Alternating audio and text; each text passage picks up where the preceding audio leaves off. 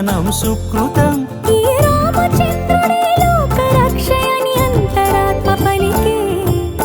జగదానందకారక జయ జానకి ప్రాణనాయక శుభ స్వాగతం ప్రియ పరిపాలక.